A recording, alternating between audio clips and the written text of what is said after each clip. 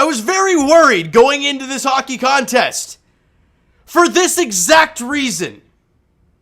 They bring in Mattias Ekholm, phenomenal player, really good ad for the Edmonton Oilers. The Leafs, they're adding like a whole new roster. And I'm worried. Because you're going into a game where a lot of teams play up to the Leafs. You know the barn's going to be full.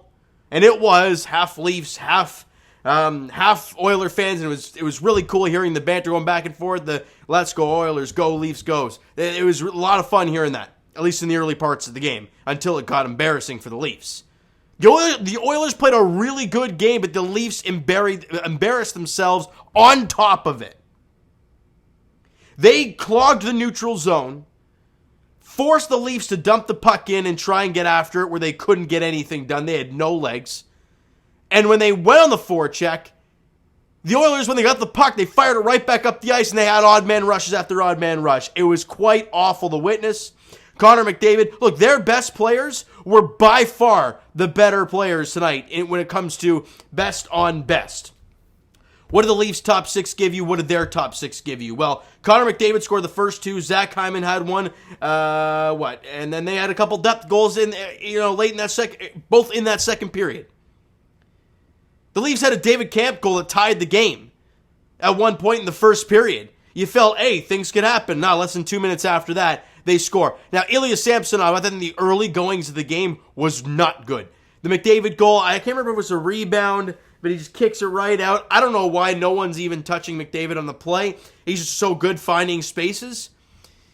And then on the second goal, look, McDavid undressed Liljegren like crazy, but the puck shot along the ice.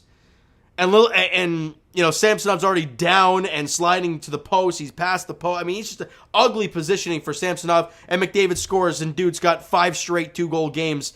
Easily the best player in hockey without a doubt. Then Zach Hyman's goal really got to me when it comes to Samsonov. And people are going to say, well, it got blocked. It was quick. Look. To be a good goaltender, you have to be quick to react and know where the puck is. The puck gets shot from Zach Hyman. It is blocked by Morgan Rielly. And at that point, Samsonov, if you watch him, he looks all out of sorts. He's flying up at the top of the crease. Dude's like way out of the net. And Zach Hyman's like, all right, bet I'm just going to shoot it right back to the post where I'm at. It is a gaping hole as Samsonov's sliding to his left. Puck's going to his right. Awful positioning. And that's the one thing that scares me about Samsonov. Look, the flopping around when you need to, fine. But it's the unnecessary movements that kill me. The McDavid second goal, where he's sliding like crazy, and McDavid just slides along the ice and beats him. It's just like that. It's just awful. And the Hyman goal, it gets blocked, and he's sliding way out in front and to the left, where the puck's going to the right from the shot. And it's like, man, just square up to the guy. The puck gets blocked by Rielly, comes back out. Get back out there and square up to Zach Hyman. Maybe he didn't know where the puck was. I don't know. But if that's the case, be square. Try and be square instead of just trying to slide.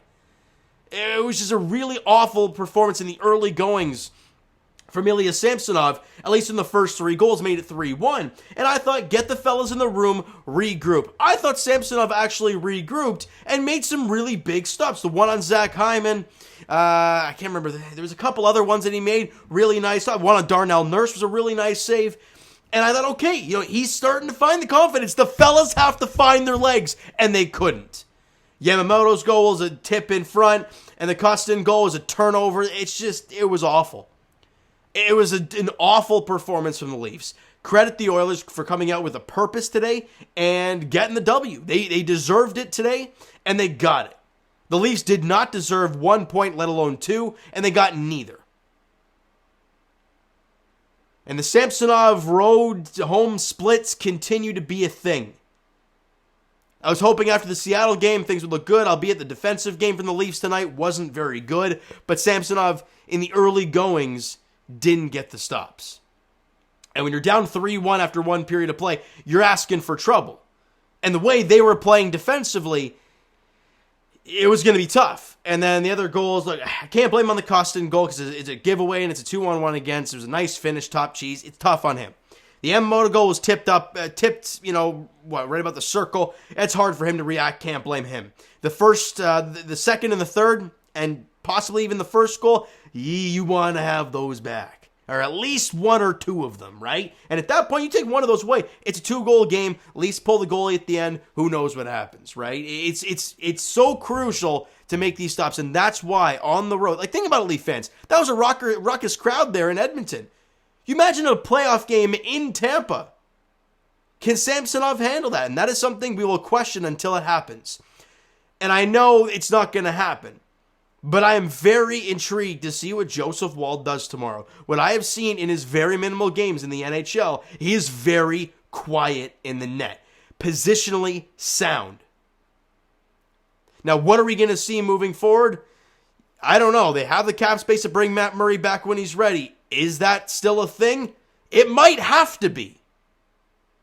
Do the Leafs have any assets to go out there and trade for a goalie? Who's available? Merzlikins and Korpisalo? I mean, geez.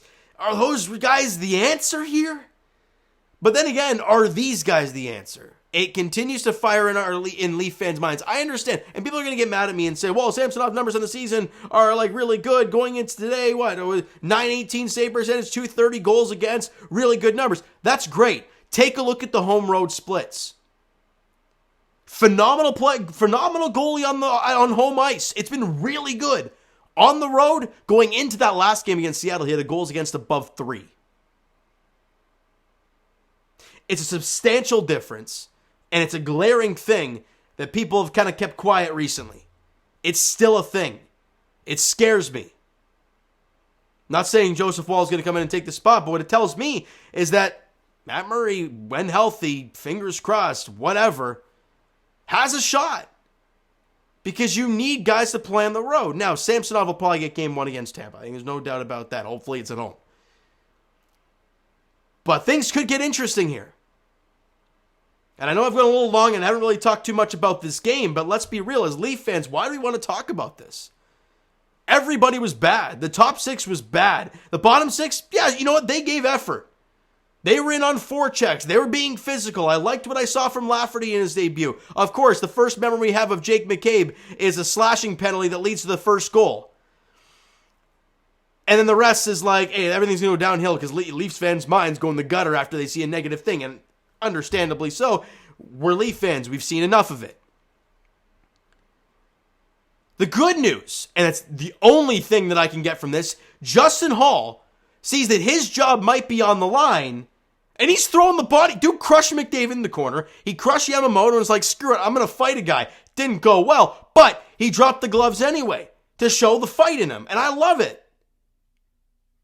Now, will he be out of the lineup tomorrow? I don't know. Well, Liljegren. I thought Liljegren was rough today. Do you put him out and bring in a Luke Schenn or an Eric Gustafsson?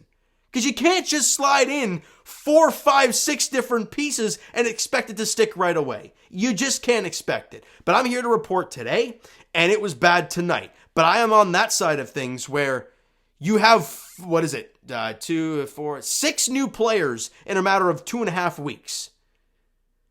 It's not going to all look pretty right away. That's why you got them early. That's why you have these extra games to get them in the motions. Because you need to figure it out moving forward. You got to figure out line combinations. Riley and Hall cannot be a thing moving forward. Look, love what Hall did physically, but that pairing was terrible. Brody, I didn't think played great tonight. McCabe looked a little nervous, and Liljegren was just getting dangled the snot out of by Connor McDavid. That Gio made a few plays. He was the only guy that I looked at and was like, you didn't have a terrible night. Just an overall not good night. The next and only team positive that I can find is you get a chance to right the ship tomorrow. You're back in action tomorrow in Calgary, taking on the Flames. Joseph Woll he's going to get the start tomorrow. You would have seen him come out today if there was no back-to-back. You would have seen, probably after that 4th goal, you probably would have seen him out there, right? If there was no back-to-back. But because there's a back-to-back, and obviously Matt Murray not ready to go, clearly, Joseph Woll is going to get the start tomorrow, and unfortunately Samsonov had to wear the 5-goal performance tonight. And look, he made some stops. He made some big stops. I got to give Samsonov credit, but again, You allow 5 goals no matter which way you look at it. It's not good enough. So Joseph Woll gets to the net tomorrow, 9 p.m. puck drop in Calgary. And I know if Edmonton fans are going to come on here and laugh and joke about the Leafs, but let's be honest, they're going to be Leaf fans tomorrow as the Leafs take on the Flames, who Edmonton does not want to sniff up their butt, which sounds awful now that I've said it. But you know what I mean. All right, so you know what, guys, that's going to do it for this one. If you enjoy the video as a Leaf fan, but not the game, but if you're an Oilers fan and you love the video and the game, smack that like button. I do appreciate it. Hit that subscribe button. You guys know it already. Comment down below your thoughts on the video, thoughts on the games. Would you like, would you not like? From today's game for the Leafs, there's not much to like, let's be honest. You know, Marner had the power play goal, whoopee-doo. You're down 5-1, doesn't matter. Twitter and Instagram links are down below, guys, so follow up, send me a DM to that great stuff. The TikTok, I posted a little one before I hopped on here, so you got more emotion a little bit there than you did here. So check it out. Links down below. That's kind of my plan of attack, is to post things throughout the game when it's a decent game. It's a bad one, when I got nothing to feel. I'll do a little something like that after the game just to get something out there quick and the emotions. Let it start flowing. All right? TikTok, Discord, down below. All right? Now I'll talk to you guys, Jay's Edition, well, a week today, talking about this upcoming week's baseball games, breaking down the spring training contest. As for the Raptors, they're back in action tomorrow at 7 o'clock as they take on the Washington Wizards. Looking to get back to 500 for the first time in, forever. 7 o'clock tip-off there. All right, and as for the Leafs, like we talked about, they're back in action tomorrow night as well. 9 p.m. puck drop in Calgary, taking on the Flames, needing effort and a bounce-back performance. You'll probably see Gustin, you'll probably see Shen in the lineup tomorrow. It's just a lot of new faces, and it's quite scary, all right? So thank you guys so much for listening and watching. I hope you enjoyed the video. Hens not this game today. We'll talk to you guys then.